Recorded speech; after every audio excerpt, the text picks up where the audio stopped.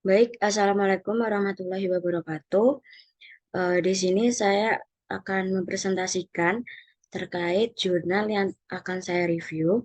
Salah satu jurnal yang akan saya review, pertama-tama, perkenalkan nama saya Dini Dwinastiti dengan NIM akhir 1027, asal kelas THP C.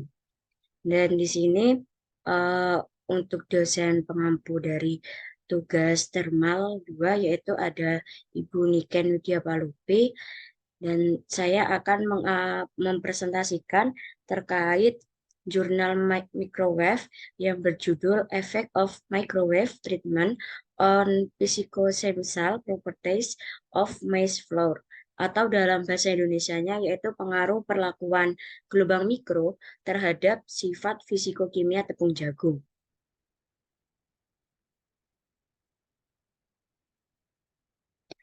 Untuk latar belakangnya sendiri yaitu tepung jagung atau dalam bahasa Inggrisnya maize flour sering digunakan dalam berbagai produk. Yang dimana proses pembuatan dari tepung jagung ini umumnya dilakukan secara hidrotermal atau dengan tepung instan. Hasilnya itu akan menghasilkan tepung instan. Dan juga nantinya itu untuk yang gunanya itu untuk menyederhanakan proses produksi agar lebih hemat waktu dan tenaga. Karena yang kita ketahui apapun hal yang instan itu pastinya perlakuannya itu lebih cepat daripada yang konvensional atau yang yang tradisional. Selanjutnya Selanjutnya untuk selama pengolahan hidrotermal, nantinya pati ini akan mengalami kelembapan serta suhunya akan mengalami kenaikan atau tinggi sehingga nantinya tergelatinisasi. Struktur butirannya yang rusak, nanti pada akhirnya itu struktur butirannya rusak. Oleh karena itu, agar tidak meminimalisir untuk kerusakan pada butirannya, oleh karena itu kita memerlukan proses termal yang nantinya dapat mengatasi hal tersebut. Proses termal yang dapat dilakukan yaitu dengan pemanasan gelombang mikro. Adapun bukti jurnal yang saya gunakan yaitu Effect of Microwave Treatment on Physicochemical Properties of Maize Flour, yaitu jurnal yang ada di Elsevier dan tahun terbitnya tahun 2015. Untuk bahan dan metode sendiri, yang pertama ada bahannya sendiri tentunya ada tepung jagung yang didapatkan dari Austria atau Spanyol dengan kadar air yang dimiliki 11,95%. Selanjutnya ada protein seberat 7,6 gram dan lipid yang dimana 3 gram per 100 gram sampelnya.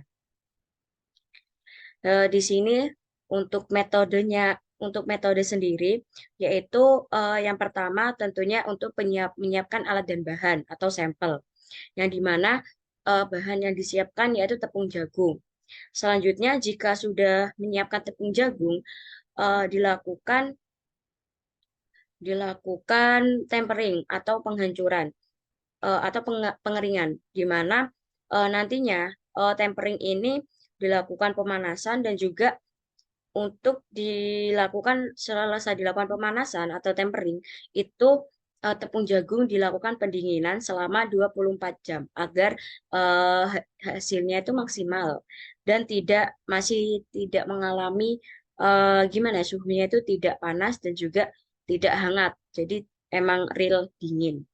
Dan selanjutnya untuk dilakukan pemanasan microwave itu ditambahkan aquades sebesar 200 mili, yang dimana untuk pemanasan microwave sendiri dilakukan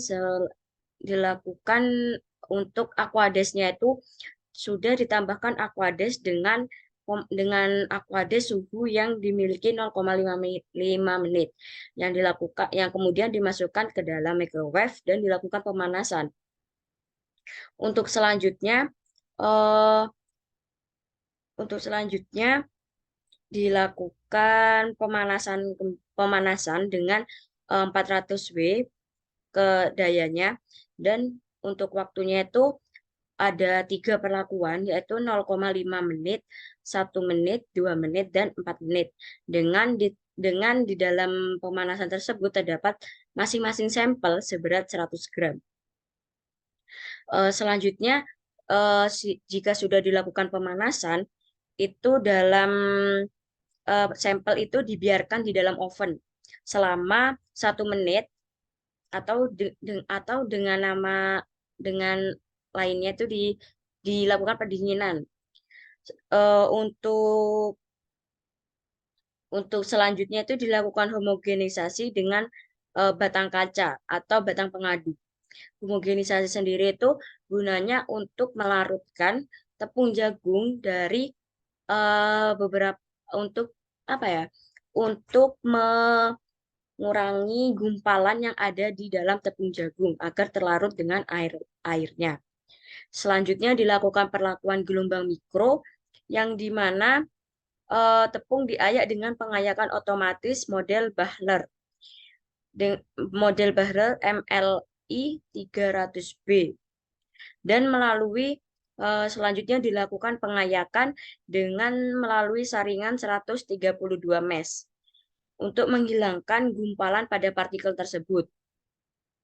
Selanjutnya, jika sudah dilakukan pengayakan, dilakukan penggilingan yang dimana dilakukan di laboratorium dan digabungkan kembali dengan tepung lainnya.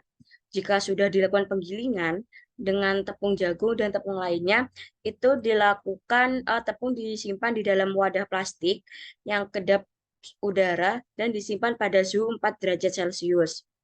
Untuk selanjutnya akan dilakukan analisis lebih lanjut dan 2 set sampel dilakukan setiap perlakuan. Kadar air tepung dianalisis secara rangkap 2 sesuai dengan metode 44 strips 16.01. Ini adalah merupakan iradiasi microwave pada sampel tepung. Selanjutnya untuk analisis ada beberapa analisis yang dilakukan, yaitu yang pertama ada pengamatan mikroskopis yang dimana dilakukan dengan pengambilan fotomikrografi tepung dengan kuanta 200 FAI dengan ESEM dalam mode vakum tinggi dengan detektor elektron terhambur atau BSED. Selanjutnya ada difraksi sinar X yang dimana sampel itu akan dianalisis menggunakan Bruker D8 Discover A25 dilengkapi dengan tabung tembaga dan menghasilkan cuka dengan panjang gelombang 0,154 mN. Dan difraktornya kemudian difaktogram kemudian dilakukan pemindaian. Untuk kilometri pemindaian diferensial sendiri itu dilakukan dalam kalorimetri pemindaian diferensial DSC 7. Dan untuk pasting properties dianalisis menggunakan standar metode 61-02.01 dengan Rapid Viscoanalyzer atau RFA strip 4 yang dikendalikan oleh perangkat lunak thermocline untuk Windows. Setidaknya 2 profil RFA diperoleh untuk setiap sampel. Dan analisis yang terakhir yaitu analisis statistik yang dimana nantinya analisis varian sederhana ini digunakan untuk menentukan efek dari perlakuan gelombang mikro, uji Fisher's least significant differential atau LSD digunakan untuk menggambarkan rata-rata dengan tingkat kepercayaan 95%. StatGraphics Centurion 26 ini 16 ini digunakan sebagai perangkat lunak analisis statistik. Untuk pembahasan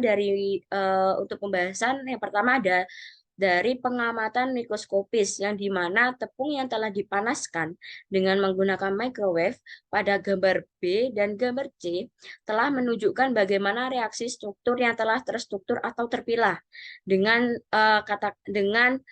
tanda pada lingkaran kuning dan lingkaran kuning pada gambar B dan C yang dimana akan dibandingkan dengan struktur dari tepung asli yaitu lingkaran merah pada gambar A. Selanjutnya, tepung tersebut secara berurutan kehilangan matriks kompaknya atau butiran patinya akan terintegrasi ke dalam protein. Nah, yang dimana sebaliknya butiran pati juga menunjukkan lebih banyak struktur yang sedikit membengkak dan terbuka. Untuk suhu dan waktu di dalam perlakuan A, B, dan C ini tidak terlalu tidak terlalu menghasilkan atau tidak terlalu berpengaruh sehingga tidak cukup untuk menghasilkan gelatinisasi pati karena masih tidak ada kerusakan pada butiran pati. Terlihat pada gambar B dan C itu terlihat adanya reaksi struktur reaksi yang telah terpilah atau terstruktur di mana strukturnya itu sudah terdapat gumpalan yang masih bisa kita lihat atau terhitung dan gumpalannya ini itu tersusun rapi. Dan juga pada gambar C juga terlihat gumpalannya itu tersusun rapi dibandingkan dengan gumpalan A. Gumpalan pada gambar A yang tidak tersusun rapi dan kasarannya itu atau masih masih tidak tersusun rapi atau tidak terlihat gumpalannya, tidak rata. Selanjutnya untuk difraksi sinar X pada gambar itu dijelaskan di faktogram itu menunjukkan semua sampel setelah perlakuan gelombang mikro mempertahankan kristalinitas tipe A, yang dimana Hespati sereal. Dan perlakuan gelombang mikro ini memiliki pengaruh yang kuat pada kristalinitasnya dan urutan kristal, intensitas puncak, dan mempertahankan jarak.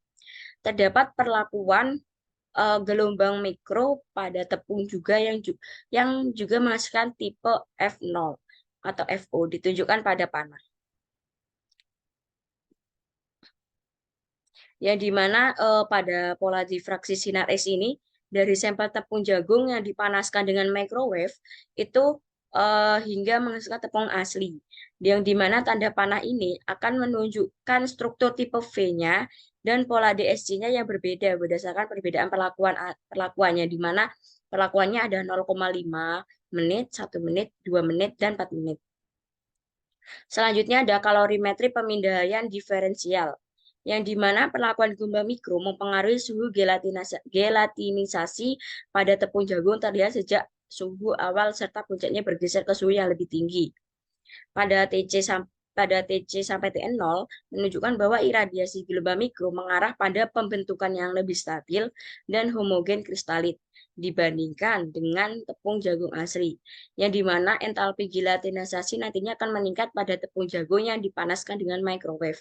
Selanjutnya, perlakuan gelombang mikro yang lebih lama pada pati jagung diterapkan antara 20 sampai 60 menit. Dan perlakuan yang berlebihan ini dapat menyebabkan penurunan kristalinitas sebagai konsekuensi dari gelatinisasi pati parsial. Untuk pasting property sendiri, viskositas kerusakan menurun dengan semakin lamanya perlakuan gelombang mikro pada tepung.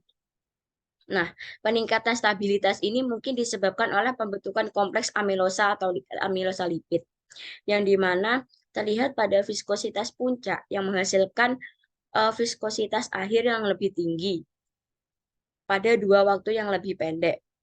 Dan juga pengurangan viskositas akhir akan disebabkan oleh pembentukan kompleks amilosa lipid karena rantai amilosa tidak lagi tersedia untuk rekristalisasi, yang dimana terlihat pada viskositas puncak yang digambarkan dengan warna abu-abu muda ini menghasilkan viskositas akhir yang lebih tinggi dibandingkan dengan perlakuan waktu yang lainnya, karena waktu yang lebih pendek itu dapat menyebabkan viskositas itu lebih cepat mengalami kenaikan.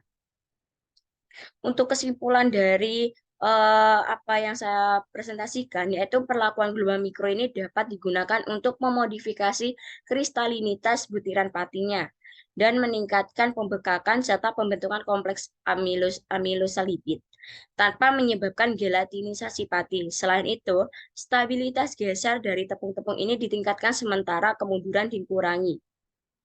Baik, terima kasih. Sekian, terima kasih. Itu adalah berikut adalah pemaparan dari saya terkait review jurnal microwave. Kurang lebihnya saya mohon maaf. Wassalamualaikum warahmatullahi wabarakatuh.